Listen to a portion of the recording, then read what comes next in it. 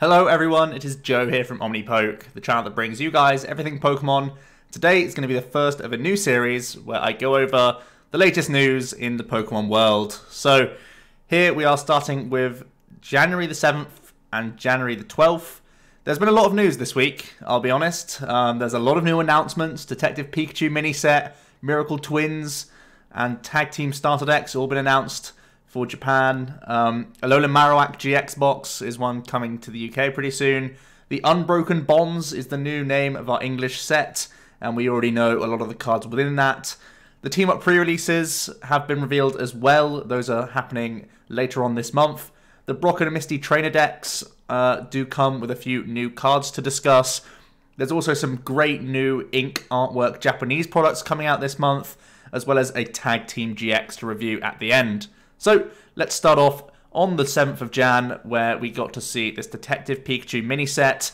It's being released on the 26th of April in Japan. Just 24 cards, excluding the secret rares. They're going to come in 4 card booster packs, where every single card is going to be hollow.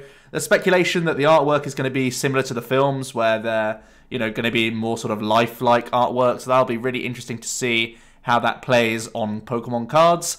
And it looks like we're going to receive those sorts of cards in a few different promotional products between March and May. So we're actually getting them ahead of Japan, which is actually really strange to see for promo cards, especially because we've heard that this release from Japan, but we haven't really seen much on our side yet. So it's going to be interesting to see where these cards are going to start coming from and how we're going to be able to receive them. Next up, the Miracle Twins set. Again, this is released May 31st. It's going to be a pretty big set, 94 cards. The only thing we know about it so far is that there's going to be Mewtwo and Mew Tag Team GX going to feature. So going to have to wait on that, but that's the next sort of big block of cards that we're seeing for Japan. And then we have the Tag Team Starter decks as well. That's released May 31st, so the same time as the Mew and Mewtwo. Decks are going to be featuring Espeon and Deoxys GX as a tag team, and Umbreon and Darkrai GX also as a tag team. So we've got that Psychic tag team going, and we've got the Darkrai Umbreon going at the same time, which is really cool. You can also purchase a deluxe box with the 2 decks in them that's going to have all the usual stuff, the dice, the playmats, the double deck box and stuff like that. And I think it comes with a couple promos as well that are yet to be announced, so that'll be interesting. It may just be the 2 promos rather than the Espeon and the Darkrai, but it may be some separate ones. That's not yet confirmed, but something to bear in mind if you want to get the big thing and get it all at once. You can maybe get some new promos that are yet to be released. On January 9th, we saw Alolan Marowak GX is going to be released in the EU and North America on the 3rd of May. It's going to contain 4 boosters, a code, a normal-sized and a jumbo promo card, as we're coming used to. I'm going to quickly run down the card and give you my first impression of it. Its ability is Cursed Body. If this Pokemon is your active and is damaged by an opponent's attack, the attacking Pokemon is now confused.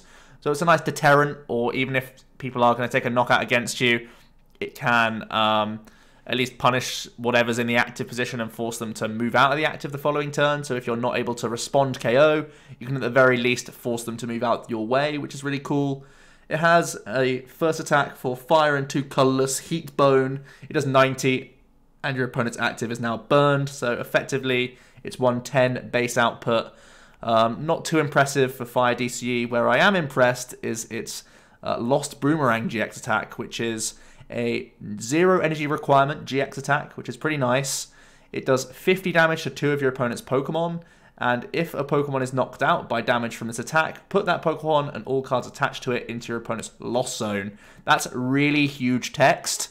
Putting stuff into the lost zone rather than the discard pile is a huge deal, especially because this is the sniping attack, and doing 50 anywhere, it can even be your opponent's active. This is going to be really dangerous in the early game. I can actually foresee this being a one-of tech card in something like a Zoroark Decidueye deck. Seeing as though we already have Ditto Prism Star, imagine getting out your 2 Decidueyes and do 2 Feather Arrows and then Marowak to knock out 2 of your opponent's sort of key basic Pokemon in the early turns. Then they can't get access to them again. If you lost zone 2 Inkays or 2 Zoruas, you're going to be super ahead in that game, and it's going to be hard for your opponent to recover. I actually think this is a really cool GX attack for exactly Decidueye decks, because 50 damage isn't knocking out much, but putting it into 70, that's lots of basic Pokemon in the game right now. So if you're able to, get that Alolan Marowak on turn 2 from a Ditto, it's going to be incredible for you. Brilliant tech card. Could be really disgusting to play against this guy, to be honest. And that's where I mainly see him. I mean, he is a fire type with 200 hit points, stage 1, but I don't think the fire support that we have in the set really sort of tends toward his heat bone attack. I don't think it's good enough. I think that GX attack is where it thrives. And the Zoroark Decidueye deck doesn't really use Hollow Hunt every game, so this is actually like a really nice include to that sort of deck. That's my first impression of the card. Also, on January the 9th, we got to hear more about our Unbroken Bonds set. It's the first time we get to hear the name of our 10th Sun and Moon expansion. It's going to be another one of these huge sets, 210 cards, containing 7 new Tag Team GXs, 7 new regular GX cards, and over 25 new trainer cards, as well as a special energy card in there as well, which we don't know what it is just yet. The English set is going to be made up of 3 of the Japanese sets that we know of. Night Unison, which we already know the full set for, and I actually need to discuss that in a sort of first impressions video soon. Full Metal Wall, which we're only just starting to see leaks from, as well as the Double Blaze set. The known GXs so far is a Buzzwole and Pheromosa, which is unrevealed, but we know it's in the going to be in our Unbroken Bonds set. And then there's the GXs from the Night Unison set, which is the Venomoth GX, the Dedenne GX, the Greninja Zoroark Tag Team GX, the Sylveon Gardevoir Tag Team GX, and the other GX Pokemon that I'm going to discuss later from Full Metal Wall is that Melmetal Lucario GX Tag Team, so more on that later. There's also going to be the Charizard and Reshiram GX, which is going to feature in an Elite Trainer box as a promo card for us, I believe, which is pretty cool. The release date for our English expansion is going to be May the 3rd, so it's going to be the one right after Team Up, which is coming out in Feb. On the 10th of January, we got to see the artwork for the Team Up pre-release promos, and it's really incentivized people to go, because these are probably the best promos we've ever seen. Pre-releases obviously taking place between the 19th and 27th of Jan.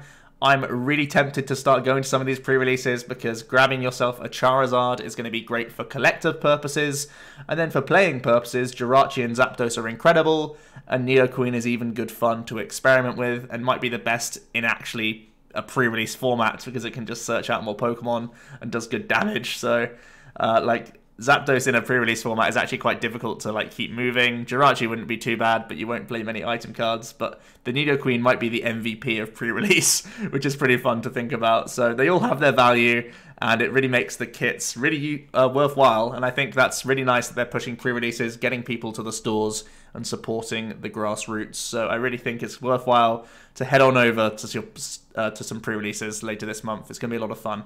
And we also get to get our hands on the cards early, which is always great. Also on the 10th, we got to hear about these 2 Japanese trainer decks. The first is going to be Brock's. Both of these, the Misty and the Brock's one, was released on the 25th of Jan, sorry. And yeah, it comes with a handful of cards that we already know. There's randomly a alternate artwork Rhydon that you can see on the bottom left of the screen there. We get this new stock artwork, but it has the same text as one from Burning Shadows, it looks like. So yeah, I guess we get that. And I don't know why they'd give us just a worse artwork, but there you go. We also get a new line of Golem, completely unimpressive. I didn't think it was worth translating the cards because they're not that useful.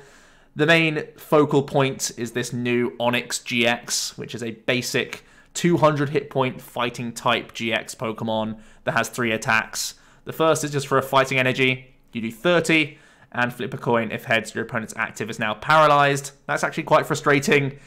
Trying to paralysis people is quite good. Obviously, we have Guzma in the format, and we have Acerola, so it's not entirely impossible to get around paralysis, but we do have Fliptini in the format, so if we can try and be like this annoying tanking deck that also throws paralysis in the mix, could be frustrating for your opponent to deal with while you're getting reasonable pokes on the active, especially if we have Diancie Prism Star increasing that damage output for some early game pressure.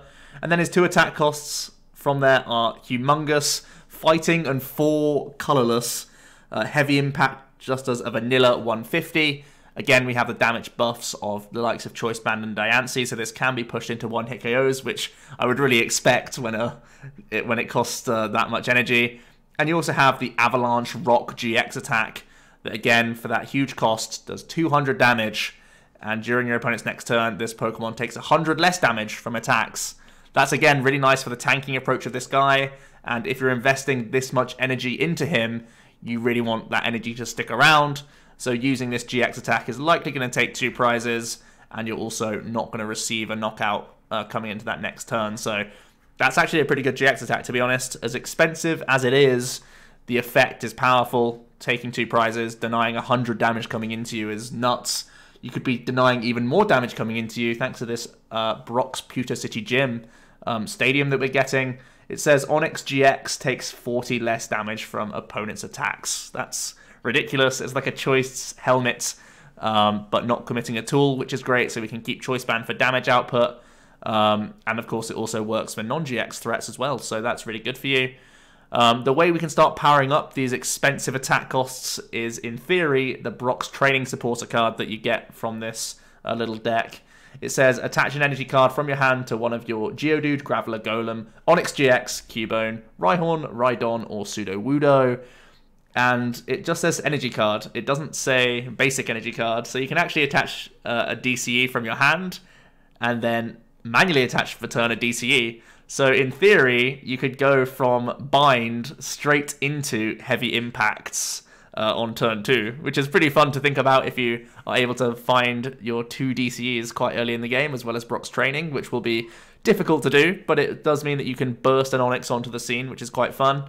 And I can imagine this being some sort of like meme tier deck where you're reducing a lot of damage coming into you, poking around with Bind until you have this combo of DCs and Brock's Training, and then you start going ham, doing 150 minimum a turn, trying to buff that with the likes of Diancie. You've got Muscle Pad on there as well from the team up set to push this Onix to 250 hit points, and then you're reducing 40 a turn thanks to Stadium.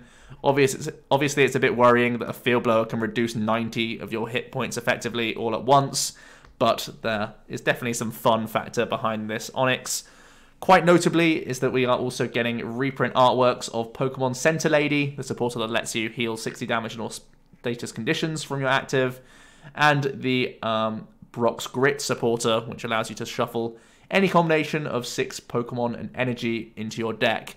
These are going to be really nice for the format and pretty important cards, to be honest, so that's actually a big deal.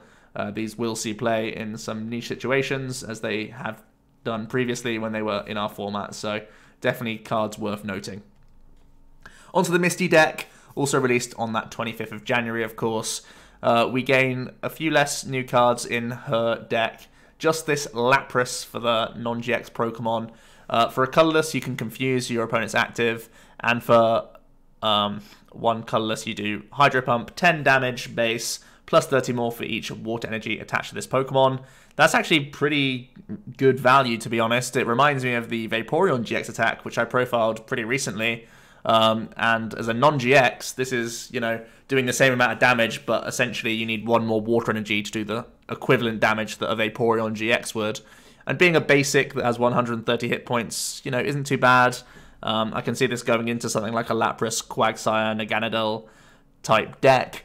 And it basically means you're Hydro Pumping with this guy rather than keeping your Quagsires in the line of fire. So it may actually see play in a Shrine-based Naga Quag-based build, which is quite funny to think about. The big GX Pokemon that you gain from this deck is the Starmie GX. 190 hit point stage 1 is a little bit weak and not that chunky, but it does come with 3 attacks. The first is for a single water. Starbeam does 40, and you can attach 2 water energy cards from your discard pile to one of your Pokemon. That's really good. Energy Acceleration, we've seen this on a few different cards, and typically Energy Excel from the discard pile is really valuable. It reminds me of Lurantis GX's first attack, but we can actually really buff this damage quite easily, which is a big selling point because Lurantis has never really seen play. The spinning attack is just for 3 colorless. It does a vanilla 100, which is entirely unimpressive. But we do have the Cerulean City Gym Stadium, which I should mention. Starmie does 40, or Starmie GX, I should say, does 40 more damage to your opponent's active Pokemon. So that unimpressive 100 flat goes to 140, goes to 170 with a Choice Band. So now you're doing a knockout on a Tapu Lele GX, no questions asked, which is a lot more appealing. And it means that Starbeam now is doing 80 base, whilst also accelerating energy cards, which goes really nicely in combination with the Hydro Pump GX attack, which does 40 plus 40 more for each water energy attached to this Pokemon. There's a big theme with the water cards right now, where you're trying to swarm the board with lots of energy cards. Fortunately, we have a lot of good energy recovery right now in the format with Aqua Patch, Naganadel, EXP Share, Wishful Baton. There's lots of ways we can retain energy. This Starmie also recovers energy cards. There's also a Starmie from Team Up, which does 40, and you're allowed to search your deck for up to 3 water energy cards and put them onto your Pokemon, or one of your Pokemon, I think. But still, it's a Starmie card, so you're already playing the GX. You could splash in 1 non-GX for some extra burst in terms of getting energies on the board. And again, the Quagsire deck is kind of looking for a good GX attack. So far, Lapras GX is quite underwhelming, just doing paralysis when you're in a pinch. So this doing a big 1-hit KO for a decent amount of water commitment is quite nice, and having essentially unlimited damage output means you can even get over some GXs, which could be quite fun. And then we have also the Misty's Water Manipulation Supporter. Move any number of water energy from your Pokemon to your Psyduck, Horsey, Staryu, Starmie GX, Magikarp, Gyarados, or Lapras in any way that you like. I feel like because we have Quagsire in the format, we're really not going to use this Misty's Water Manipulation Supporter. I think it's a little bit expensive for what we're looking for, but the Cerulean City Gym combos really nicely with the GX, and I think it does form somewhat of a include into Quagsire. There's so many options for the water stuff right now just because Quagsire is so versatile, but this is definitely one worth visiting. It has a really nice free retreat as well, which is worth noting, so it may just be a thin line in Quagsire. Maybe just even because we have Ditto, this could be a one-off just for the GX attack alone. The other nice note is that Misty Determination is coming back with a fresh artwork. Misty Determination is a supporter card that I've used previously in tournaments for some specific decks. You can do some specific discarding from your hand and help you dig deep into your deck. This could end up seeing play in stuff like Blacephalon, where you're looking for beast rings and also want to get discards of excess fire energy, stuff like that. So the Misties is not a bad card at all to have in the format. Also on January 10th, we got these absolutely gorgeous ink art products. The launch of them is going to be on the 19th of January, so that's pretty close, in Japan, and man, I'm jealous. If I was there, I would just be running up to the counter and saying, shut up and take my money, because these sleeves are gorgeous. I think the highlights for me are the Zeraora, the Lucario, and the Garchomp. They're just glorious. I think for deck box as well, that Lucario Zeraora just is absolutely ridiculous. Man, I think they're just getting so spoiled. I would spend way too much of money that I don't have to try and get all of these cards and play with them in every single tournament. So getting these products is pretty hype for Japan, I imagine, and come Worlds, I'm going to be on the lookout for these. On the 12th, we got possibly the most exciting card of all, the Lucario and Melmetal Tag Team GX Pokemon. It's going to be released in Japan in its full Metal Wall set in Feb, and it's going to be in our Unbroken Bonds set, as I already mentioned earlier. It's got 260 hit points on a basic, which is, kind of low, actually, for some of the tag teams that we've seen, the likes of Werelord and Venusaur, but this guy can start tanking up a lot more, as you'll know in a little while. For a DC cost, Metal Fist does 50 damage, and you get to search your deck for a metal energy and attach it to this Pokemon. So it's some nice energy acceleration, moving you into its heavy impact attack, which for 2 metal, 2 colors does, again, that vanilla 150. We do have Delmise, which can damage buff metal types, and I think exactly 1 Delmise is actually a big deal for this guy in terms of fixing your damage.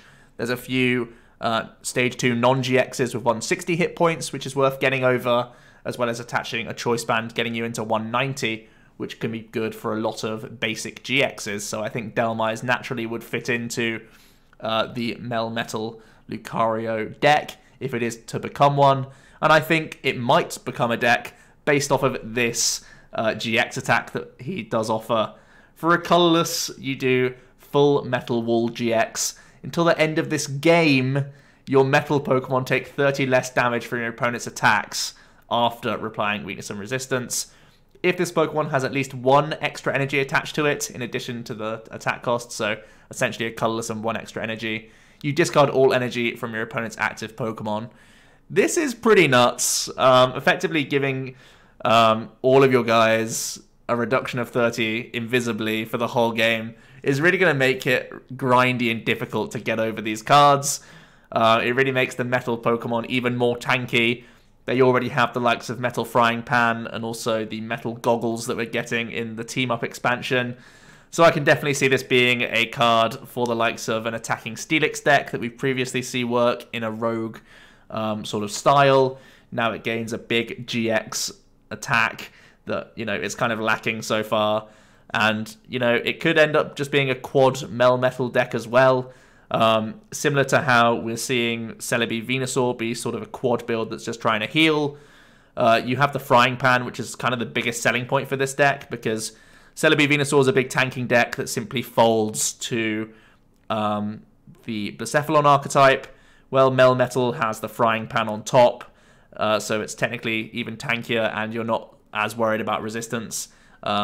And it's a lot less invasive to put Frying Pans in your list than it would be to play something like Weakness Policies in Venusaur, because the Frying Pan is good in every matchup because you're reducing 30 done to you. So if this guy's reducing 60 being done to him every turn, and you're doing these big heavy impacts, it's going to be difficult to deal with. So I can foresee there being a quad Lucario GX attacking deck, which is just going to be, again, sort of stalling, tanking, maybe some hammers in there, maybe some Acer Rollers, because he can work off of just DCE and doing hits.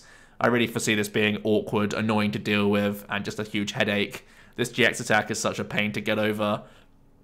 For just that DCE attachment, you can discard all of your opponent's active's energy whilst also getting that reduction for the rest of the game. It sounds like a lot of value, and it sounds like a really annoying deck to get around. So, oh man, I'm not happy that he's been printed. It's going to be a pain to work with.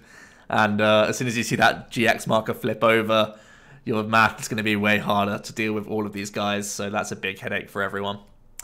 So that's it for this week for the news. I get all of my news from the PokeBeach website, so thank you so much to them.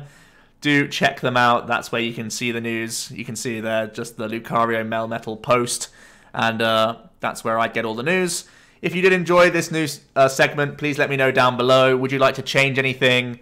Am I going too fast? Am I going too slow? Am I going too in detail? What else do you want to hear? And do you think this is a good idea in general? For now, though, it has been Joe from OmniPoke. Hope you've enjoyed the first of this new series, and I'll be back hopefully next week with another news update. Cheers.